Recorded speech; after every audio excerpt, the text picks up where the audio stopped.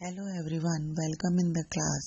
I am Mrs. Sarla, an assistant professor of Dr. Viren Saroop, Institute of Professional Studies, Kanpur. I am taking your paper 3rd class of semester 1, Psychological Perspective of Education, and in which I discussed in last lecture the topic Creativity of Unit 3rd, in which I discussed the meaning, definition, nature, characteristics, process and elements of creativity. Today I will discuss about the methods or techniques used for fostering creativity. कौन से ऐसे methods हैं, कौन सी ऐसी विधियां हैं, कौन सी ऐसी टेक्निक्स हैं जिसके द्वारा हम क्रिएटिविटी को, सृजनात्मकता को बढ़ा सकते हैं, एनहांस कर सकते हैं, उसका हम अच्छे से अच्छा विकास कर सकते हैं। तो इसमें कुछ मेजर टेक्निक्स हैं जो आपके सिलेबस में हैं, as brainstorming method, playway technique, group discussion and so on. अब एक एक करके हम सबको डिस्कस कर लेते हैं। At first we see the brainstorming method. Brainstorming method अब इस समय प्रेजेंट सिनेरियो में जो हम देख रहे हैं बहुत ज़्यादा चलन में है। इसे हिंदी में मस्तिष्क उद्वेलन विधि कहा जाता है। It is a type of method जिसमें ऐसे मटेरियल यूज़ किया जाता है, ऐसे साधन यूज़ किए जाते हैं जो कि चिल्ड्रन के या स्टूडेंट्स के जो ब्रेन होता है, जो मस्तिष्क होता है, उसमें एक कहते हैं कि एक थिंकिंग के लिए एक हलचल सी पैदा कर देता है। स्टॉर्म, जैसा कि इसके नाम से स्पष्ट है, एक तूफान क्रिएट कर देना, एक उद्वेलन फैला देना, एक ऐसी स्थिति उत्पन्न कर देता है उसके अंदर कि उसको हम इतनी फ्रीडम दे देते हैं कि वो किसी बिना रोक टोक के उसके दिमाग में जो भी पहले से ऐसे कोई थॉट्स, विचार, आइडियाज जो भी आ रहे हों वो हमारे आगे वो प्रेजेंट कर सकता है, वो हमारे आगे वो शेयर कर सकता है। तो हम कह सकते हैं कि ब्रेनस्टॉर्मिंग मेथड जो है वो ऐसे सिद्धांत पर आधारित है जो बालकों को अधिक से अधिक अंतःक्रिया करने या इंटरेक्शन द्वारा अधिक से अधिक नॉलेज प्रदान करता है। उसके माइंड को क्रिएटिव बनाने का प्रयास हम इस मेथड द्वारा आसानी से कर सकते हैं। This is the common technique for generating ideas. हम कह सकते हैं कि ब्रेनस्टॉर्मिंग मेथड क्या है?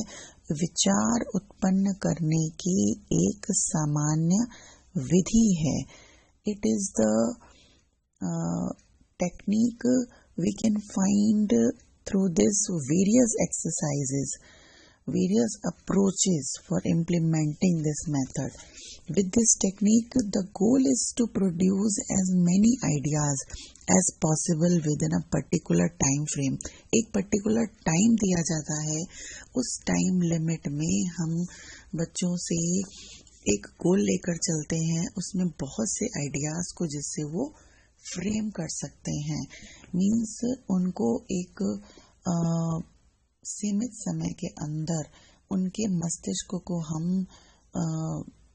इस तरीके से सोचने के लिए एक कहना चाहिए कि मजबूर कर देते हैं, या इस तरीके से उनको फ्री कर देते हैं कि जो भी आपके माइंड में पहले थॉट्स आ रहे हैं आप उसको हमारे समक्ष रख सकते हैं, जिससे उसकी मेंटल पार्ट्स को डेवलप होने का अवसर मिल जाता है। In this techniques ideas have to be generated within a fixed time limit. वही बात कि हम उसको एक टाइम के दायरे में रख देते हैं। एज फॉर एग्जांपल हम ले सकते हैं अ ग्रुप में सेट अ 5 मिनट टाइमर, एक हमने टाइमर सेट कर दिया, and allow all the participants to share every idea they think of. जो कुछ भी वो सोच रहे हैं, नो मैटर, कोई ऐसा मैटर नहीं है हाउ अनयूजुअल दे मे सीम, चाहे उसमें कोई वो यूजुअल हो या यूजफुल हो या ना हो। इसका डिसीजन आफ्टर जब सबके मतलब विचार हो जाएंगे, सबकी स्पीचेस हो जाएंगी या सबके थॉट्स हम गेन कर लेंगे। आफ्टर दैट हम डिस्कस करेंगे उन आइडियाज़ को कि which one best suit the projects needs, उस प्रोजेक्ट के या उस टॉपिक के उस समय क्या नीड है, कौन से बेस्ट हैं। सो ब्रेनस्टॉर्मिंग मेथड में हम क्या करते हैं कि एक फिक्स टाइम लिमिट में बच्चों को फ्री कर देते हैं और टॉपिक देते हैं कि उस टॉपिक से रिलेटेड उनके माइंड में जो भी थॉट्स आ रहे हैं वो हमारे आगे आकर शेयर कर सकते हैं। मस्तिष्क उद्दीलन जो विधि है उसको बच्चों को जब हम ग्रुप में बैठा देते हैं तो कोशिश यही की जाती है कि वो उन टॉपिक्स को या उन प्रॉब्लम्स को जो सॉल्यूशन है, जो इश्यूज का जो कहना चाहिए कि हम उसको सुलझाना चाह रहे हैं, उन समाधान को ढूंढने के लिए उनको इंस्पायर करना है। जैसे आजकल के टाइम में हम बहुत सी प्रॉब्लम्स देखते हैं कि इनडिसिप्लिन की प्रॉब्लम है स्टूडेंट्स में, या हमारी जो पॉपुलेशन जो बढ़ रही है, हमारे अनएम्प्लॉयमेंट की प्रॉब्लम है, संप्रदाय कम्युनिज्म की प्रॉब्लम है, या बच्चों में आजकल जो चीटिंग प्रॉब्लम बढ़ रही है कि वो नकल कर रहे हैं, या कुछ ऑनलाइन जो आजकल क्लासेस चल रही हैं, या ऑनलाइन जो भी समस्याएं मोबाइल वगैरह को लेकर ये आ रही हैं, तो उससे कोई भी इन तरीकों का एक टॉपिक उठा सकते हैं क्योंकि ये सब चीज़ें बच्चों से ही रिलेटेड हैं। तो बच्चे इस बारे में अपनी क्या सोच रखते हैं, क्या उनके थॉट्स हैं, वो अपने विचार व्यक्त करने के लिए पूरी तरह से स्वतंत्र होते हैं। वो चाहे तो किसी भी तरीके के समाधान हमारे आगे प्रस्तुत कर सकते हैं ताकि बाद में जब सबके व्यूज़ ले लें, ताकि after that we will discuss about that, उनके आइडियाज़ को लेकर उनका डिस्कशन किया जाता है और हर एक को उनकी क्रिएटिव थिंकिंग के लिए पूरा टाइम दिया जाता है, उनको एक अवसर प्रदान किया जाता है कि हम इस पर बोल सकते हैं। The participants have to share their ideas within the stipulated time, उस टाइम लिमिट के अंदर उनको अपने आइडियाज को शेयर करना होता है। Then these ideas are discussed collectively to determine which is the most suitable idea. अंत में यह देखा जाता है कि जब सामूहिक रूप से उन सभी पार्टिसिपेंट्स के जो थॉट्स हैं, जो विचार हैं, उनको चर्चा की जाती है, डिस्कशन किया जाता है और ये डिसाइड किया जाता है या निर्धारित किया जाता है कि सबसे उपयुक्त विचार किसका था, यानी कि सबसे अच्छा सॉल्यूशन उस प्रॉब्लम का कौन कौन दे पा रहा था।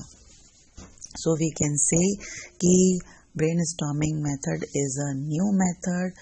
It is a method through which the students or the participants generate their ideas in groups. This method is based on the psychological theories. इसमें भावनात्मक और ज्ञानात्मक पक्ष के उद्देश्यों की खास करके प्राप्ति होती है।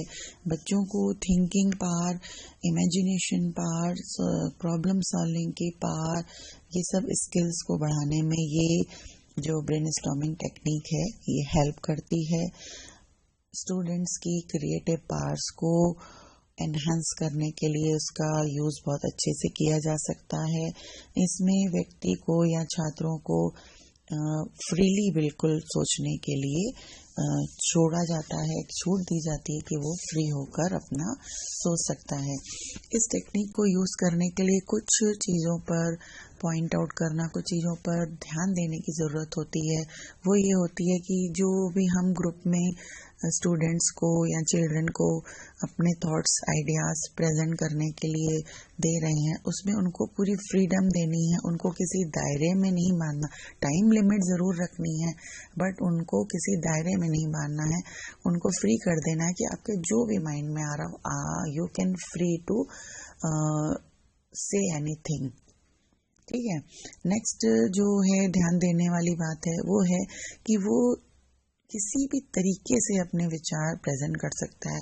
उनको ये फोर्स नहीं करना है कि आपको इसी दायरे में रहकर करना है। मीन्स वो परंपरागत तरीके से भी कर सकता है और परंपरागत तरीके से हटकर जो एक न्यू वे में जो एक थिंकिंग बच्चों के मन में विचार आते हैं, अनयूजुअल आइडियाज आते हैं, कुछ ऐसे थॉट्स आते हैं, कुछ ऐसे सॉल्यूशंस आते हैं, कुछ ऑप्शंस आते हैं, वो किसी भी तरीके से प्रेजेंट कर सकता है। जैसे अपने विचारों में, जैसे अगर उसको लग रहा है कि मैंने कुछ बोल दिया है बट उसके बाद फिर वो उसमें पुराने विचार और नवीन विचारों को कुछ एक कंबाइन करके कुछ फेर बदल करना चाहता है, कुछ नया हमारे आगे शो करना चाहता है, तो वो कर सकता है। और एंड में जब जो इवैल्यूएशन होता है वो सबको मिलकर करना चाहिए, जिसने भी उस ग्रुप में बैठकर उस ब्रेनस्टॉर्मिंग के सेशन में पार्टिसिपेट किया है। ठीक है, तो इस प्रकार से इसमें खुलकर इस बारे में चर्चा होती है। The next method is the method of problem solving. अब प्रॉब्लम सॉल्विंग मेथड क्या है?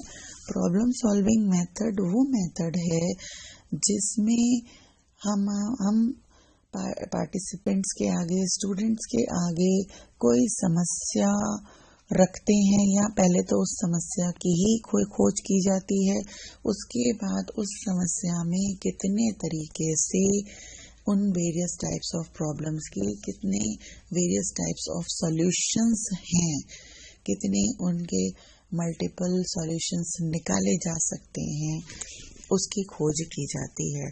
थॉमस रिस्क एक साइकोलॉजिस्ट थे, उन्होंने कहा कि समस्या समाधान का अर्थ यह है कि किसी डिफिकल्टी में, किसी कॉम्प्लेक्सिटी में हम फंसे हुए हैं, किसी समस्या में हम फंसे हुए हैं, उसमें हम किस प्रकार से एक विवेचनात्मक चिंतन कर सकते हैं और कितने प्रकार से समस्या को मानसिक एक प्रक्रिया के द्वारा सोच विचार करके कितने प्रकार से उसके समाधान निकाल सकते हैं, और अंत में जो प्रॉपर या एप्रोप्रिएट सॉल्यूशन है उसको हम चुनते हैं। तो हम कह सकते हैं कि जो समस्या समाधान विधि है वो एक ऐसी मानसिक प्रक्रिया को दर्शाता है जिससे कि हम समस्याओं को ढूंढते हैं, खोज करते हैं, उनका विश्लेषण करते हैं और उनके समाधान के लिए आगे बढ़ते हैं।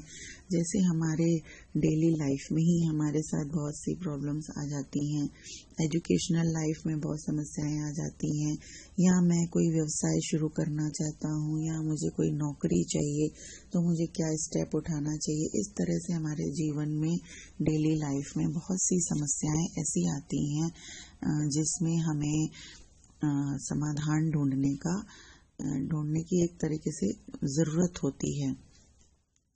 अब प्रॉब्लम आती कैसे है ये देख लेते हैं। Problem, the term problem solving refers to the mental process that people go through to discover, analyze and solve problems. Problem जो सॉल्विंग जो एक शब्द है, जो टर्म यूज किया गया है, उसके लिए थॉमस रिस्क ने कहा था कि यह शब्द एक तरीके से संज्ञानात्मक मनोविज्ञान का शब्द है, जिससे हम जो हमारी मेंटल प्रोसेस है, जो हमारी मानसिक प्रक्रिया है, वो एक तरीके से बहुत से पहलुओं से, बहुत से चरणों से होकर गुजरती है। जब हम समस्या की खोज करते हैं, उसको डिस्कवर करते हैं, मीन्स हमारे आगे समस्या है, तो हमारी जो समस्याएं हमें लग रही हैं कि वो बहुत हैं, परंतु उसको हम ठीक से आइडेंटिफाई नहीं कर पा रहे हैं। तो उसको पहचानना, उसको आइडेंटिफाई करना समस्या को, फिर उसको एनालाइज करना, आफ्टर दैट हम उसका सॉल्यूशन, हम उसको सॉल्व करने के तरीके निकालते हैं। और ये समस्या कैसे आती है? समस्या ये तब होती है जब हमारा कोई लक्ष्य होता है, कोई गोल होता है। हम अगर किसी गोल को प्राप्त करना चाहते हैं तो हमें इस प्रक्रिया से गुजरना होता है। जब हम उस प्रक्रिया से गुजरते हैं तो अंत में हम किसी न किसी निष्कर्ष पर पहुंच ही जाते हैं। तो समस्या समाधान जो है उसमें हमें कहीं न कहीं कोई कठिनाई होती है, कोई शंका होती है, कोई समस्या होती है जिसका हमें समाधान चाहिए होता है, और वो तब होता है जब हमारा कोई उद्देश्य होता है। समस्या जो समाधान मेथड है ये कुछ चरणों से होकर गुजरता है, या हम कह सकते हैं कि इसको एक प्रोसेस के थ्रू हम चलाते हैं। इसमें कुछ प्रोसेस होती हैं जिसके जो जॉन डेवी थे हमारे जो फिलोसफर थे, उन्होंने कहा था कि ये एक विवेचनात्मक चिंतन पर आधारित है जो कुछ सीढ़ियों से, कुछ चरणों से, कुछ सोपानों से होकर गुजरता है। उसको आधार बनाकर ही हम समस्या का हल प्राप्त कर पाते हैं। तो प्रॉब्लम सॉल्विंग की वो प्रोसेस क्या है, वो चरण क्या है, उसको देख लेते हैं। एट फर्स्ट आता है हमारा identifying the problem. Identifying the problem means समस्या की पहचान करना कि समस्या या कठिनाई या वो क्या परेशानी है, वो क्या प्रश्न है जिसका उत्तर हमें ढूंढना है। तो एक्चुअल में समस्या की पहचान करनी है, उसके लिए हमें उसका बैकग्राउंड देखना होता है, कहाँ से समस्या आ रही है, किसको समस्या आ रही है, किस प्रकार की समस्या है, उसको हम एक तरीके से परिभाषित भी कर सकते हैं, उसको ठीक से हम डिफाइन कर सकते हैं, और ये तभी कर पाएंगे जब हम उसकी पहचान कर पाएंगे, उसको आइडेंटिफाई कर पाएंगे, उसको एक्सप्लोर कर पाएंगे, उसको डिस्कवर कर पाएंगे। The next one is construction of hypothesis. जब हमें समस्या मिल जाती है तो समस्या को केंद्रित करने के लिए, उसको सेंट्रलाइज करने के लिए कि हाँ हमारा फोकस इस पर है, तो हमें ये चाहिए होता है कि एक हम उसका उत्तर निर्धारित कर दें कि हाँ हम इस तरीके से इस निष्कर्ष पर अंत में पहुंच सकते हैं, तो जिसको हम कहते हैं परिकल्पना। तो समस्या पर कार्य किस प्रकार से स्टार्ट करिए जाए, क्योंकि परिकल्पना यदि हम बनाते हैं तो परिकल्पना हमारी उस कार्य को एक दिशा प्रदान करती, एक संभावित उत्तर होती है, हमें वो इशारा देती है, हमें दिशा देती है कि ये इसमें चर हैं, स्वतंत्र चर हैं, आश्रित चर हैं, इनमें क्या संबंध है, हमें किस तरफ जाना है। तो जो परिकल्पना होती है वो समस्या का संभावित उत्तर होती है, वो एक हमें दिशा प्रदान करती है। तो हम कुछ हाइपोथेसिस को कंस्ट्रक्ट करते हैं। नेक्स्ट वन आ जाता है टेस्टिंग हाइपोथेसिस। अब मैंने हाइपोथेसिस कंस्ट्रक्ट कर ली, अब हमें उसको टेस्ट करना है, हमें परीक्षण करना है।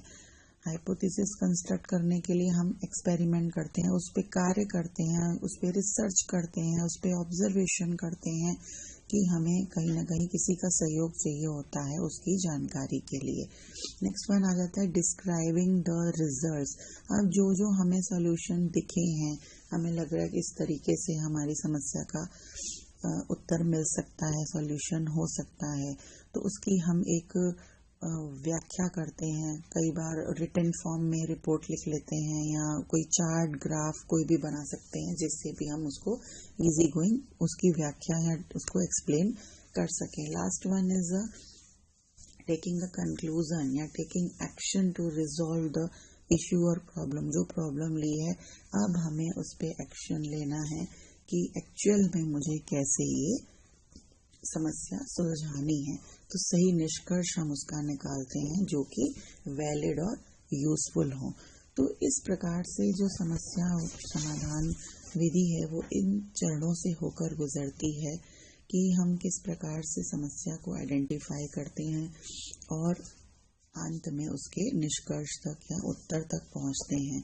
तो प्रॉब्लम सॉल्विंग मेथड में जब हम बच्चों को प्रॉब्लम देते हैं तो वो बहुत सारे उनके क्रिएटिव आइडियाज उनके मन में आते हैं। जिस तरीके से ब्रेनस्टॉर्मिंग में आते थे, तो वो नए नए तरीके से उस समस्या को सुलझाने के तरीके ढूंढते हैं जिससे उनकी क्रिएटिविटी डेवलप होती है, या हम उनकी क्रिएटिविटी को डेवलप कर सकते हैं। तो ये प्रॉब्लम सॉल्विंग स्किल बच्चों के अंदर हम डेवलप कर सकते हैं। तो these are the two methods of the fostering creativity in the students or in the children, brainstorming and problem solving. In the next lecture, I will discuss about the group discussion method, playway method and quiz method. Okay guys, in this lecture, I discussed about the two methods of creativity.